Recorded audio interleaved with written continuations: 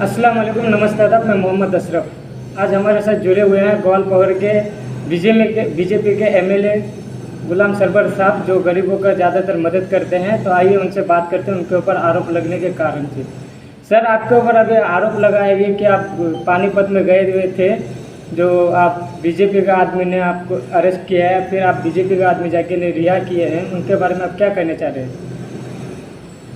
मैं यही कहूँगा, जब पानीपत में जब 24 तारीख को जब यहाँ लोग मरे थे, लोगों को उठा के मारपीट किया जा रहा था, पुलिस के डिटेन कर रहे थे और डिटेन करके उनको पूछताछ कर रहे थे। जो बांग्लादेशियों को पकड़ के अंदर में डाला, कई बांग्लादेशियों को पकड़ के अंदर भी डाला, ग्वालपहर के आईडी मिला। जी सर। इसलिए फैक्ट्रियों में पानीपत में जितने भी हमारे ग्वालपहर लोग हैं, वो फैक्ट्री में जाने को पुलिस अफरा तफरी मचाते लोग डरे हुए थे। तो मैं 24 तारीख के रात को मैं टिकट बनाया और 25 तारीख को मैं पानीपत पहुंच गया। पहुंच के बाद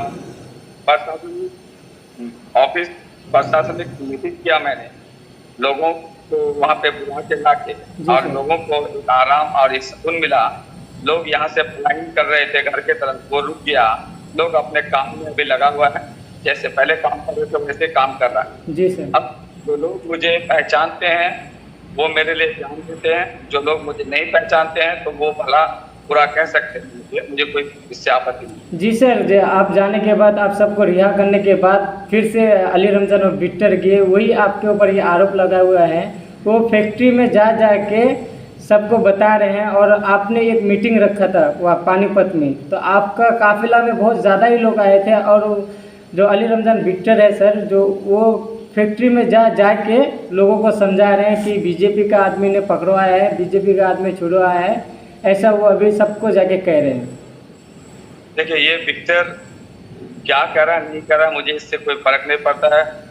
विक्टर अगर एक अच्छा लीडर है तो यहाँ पानीपत में बीजेपी का 37 एमएलए है। क्या कहो? जी 37 एमएलए है। जी सर। तो 37 एमएलए जब पानीपत में है तो उनको लेकर मीटिंग क्यों नहीं कर पाया? ये विक्टर से सवाल कीजिए आप लोग। जी उनसे सवाल करेंगे, इसलिए हम पहले आपके ऊपर आरोप लगा था। नहीं, मैं उनके आरोप लगने या नहीं लगने से वो उनसे मुझे कोई फर्क नहीं पड़ता है। जी सर। मैं जो पूछ रहा हूँ कि उनसे ये पूछिए कि 37 एमएलए रहते हुए कांग्रेस का, जी सर, तो यहाँ कांग्रेस के एमएलए को लाके क्यों नहीं जनसभा कर पाया? सवाल नंबर 1। सवाल नंबर 2 के विक्टर साहब जो आया यहाँ, कब आया वो? जब पूरा मामला खत्म हो गया, जी सर, जी गंगे में हाथ धोने आ गया। जी, तो आप बड़े बड़े भाषण मारने से होगा? ये भाषण में ही तो लोग उनको टाइगर आया बोलता है, तो क्यों बोलता है उनको भी समझ में आना चाहिए। ठीक है जी सर, क्या सच है क्या झूठ है? जी इससे क्या बोल? जी, अभी हम लोग को तो ग्वालपहर में दिख रहा है सर, जो अगर किसी को दहेज देना हो, किसी को रोजगार देना हो, या किसी का मर्डर हो जाए तो सबसे पहले गुलाम सरवर खड़ा होते हैं। उनके ऊपर ये आरोप तो सही नहीं है ना, इसलिए हम लोग ने मिलके आवाज़ उठाना है कि आप सही इंसान के ऊपर क्यों आरोप लगाते हैं।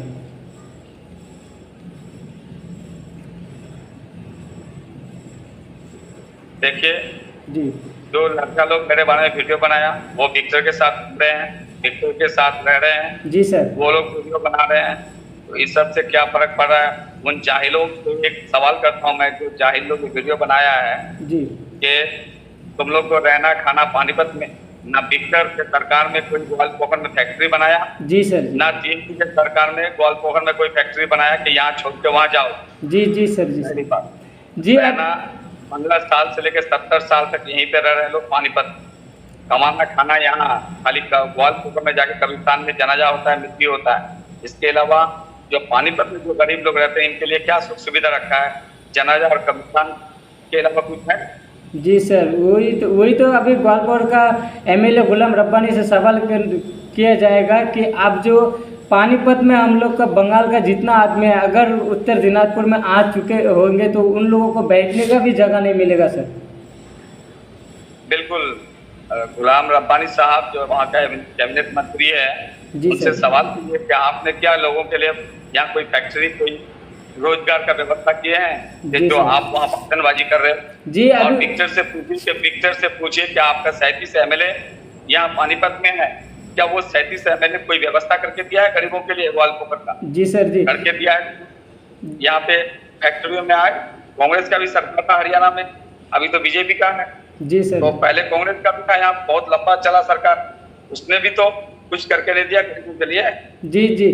क्या कर दिया? अभी उत्तर गरीब मजदूरी कर रहा है, काम कर रहा है, पैसा ले रहा है, काम करेगा तो पैसा मिलेगा, काम नहीं करेगा तो उसको पैसा नहीं मिलेगा बच्चे। जी सर, अभी सवाल ये भी है सर आपके ऊपर, जैसे उत्तर दिनाजपुर में अभी बहुत ऐसा आदमी है जो ऐसे मंत्री नेताओं हैं जो कोई सा भी पार्टी के लिए पैसे देके या जबरदस्ती उन लोग से भोला फसला के एनआरसी के बहाने में उन लोगों को अपना पार्टी में ज्वाइन करते हैं। आप तो किसी को भी बगैर पैसा देके कुछ भी देके आप तो ऐसा कभी किए नहीं है, जो आपके ऊपर ये भी आरोप लग रहा है कि। देखिए, मैं एक बात क्लियर करता हूँ, मुझे झंडा पकड़ा के उनको बीजेपी का ज्वाइन करा के कोई फायदा नहीं। जी सर। जब मैं उनके दिल में सम्मान और इज्जत बना पाऊंगा तो वो लोग खुद मुझे पसंद करेगा, मुझे वोट मेरे हित में करेगा। क्लियर बात। जी। दिल में जगह बनाना पड़ेगा और गरीबों के साथ हमदर्दी और नरमी रखना होगा अपने दिल में। गरीबों से नफरत, गरीबों से दुष्कार और झंडा फहरा के जिंदाबाद लगवाता है वो लोग, ये सब काम हमने किया। जी, एमएलए साहब कह रहे हैं कि गुलाम सरवर साहब जो है अभी बीजेपी ज्वाइन इसलिए किए हैं सिर्फ पैसे टालने के लिए, पैसे लेने के लिए। एक बात पूछिएगा जी कि उन्हीं के पार्टी में जो लोग टीएमसी कर रहा है वो कितना रुपया महीना दे रहा है उन लोग? जी सर। ये सवाल उनसे कीजिए, अगर वो दे रहा है तो इसका मतलब बीजेपी मुझे भी दे रहा है। जी जी। टीएमसी में जो लोग गरीब लोग पार्टी करते हैं, गरीबों को क्या महीनावारी पैसा देता है? जी सर। और जैसे मैं, अगर बीजेपी मुझे पैसा देता है तो मैं सच बताऊंगा आपको कि अगर 1 रुपये दिया है मुझे बीजेपी ने तो मेरा जनाजा नहीं हो। मैं पैसा बीजेपी के टुकड़े पे नहीं पालता। जी सर, वही देखा जा रहा है कि अब उत्तर दिनाजपुर में आपने इब्राहिमपुर में किसी को फर्नीचर का सामान दिया था और एक लड़का था जिसके पास रोजगार नहीं था, आपने उसे टोटो खरीद के दिए। फिर गोवाबारी चैनपुर में मर्डर हुआ था, सबसे पहले खड़ा होने वाले आप थे, तो फिर आपके ऊपर ऐसे घिनौना इल्ज़ाम सही नहीं है, इसलिए आप क्या कहना चाह रहे हैं? ये जनता फैसला करेगा, पब्लिक देखता है मुझे, पब्लिक मुझे सुनता है। जी सर। मुझे पब्लिक, मैं तो मानता हूँ कि पब्लिक के दिल में मैं सम्मान और मैं पब्लिक के दिल में जगह बना पाऊँ, मैं अल्लाह के पास यही दुआ मांगता। जी जी। आने वाले 2026 में सर इलेक्शन है, उनके बारे में कुछ कहना चाहते हैं आप ग्वालपोर के वाबियों को? आने वाला 26 में अगर मुझे टिकट मिला भारतीय जनता पार्टी से तो मैं वहाँ इलेक्शन लड़ूंगा। और मैं अभी कोई एमएलए नहीं हूँ, मैं कोई विधायक नहीं हूँ, मैं एक साधारण आदमी हूँ, ना मैं कोई प्रधान मेंबर हूँ। मैं गरीबों के लिए काम करता हूँ। गरीब को अगर मैं समझ में आऊँगा और मुझे मेरा पार्टी टिकट देगा तो जरूर लड़ूंगा। अच्छा ठीक है सर, और थोड़ा मेरे चैनल को आगे होने के लिए थोड़ा कुछ बात बोल दीजिए। चैनल का नाम है अशरफ खान।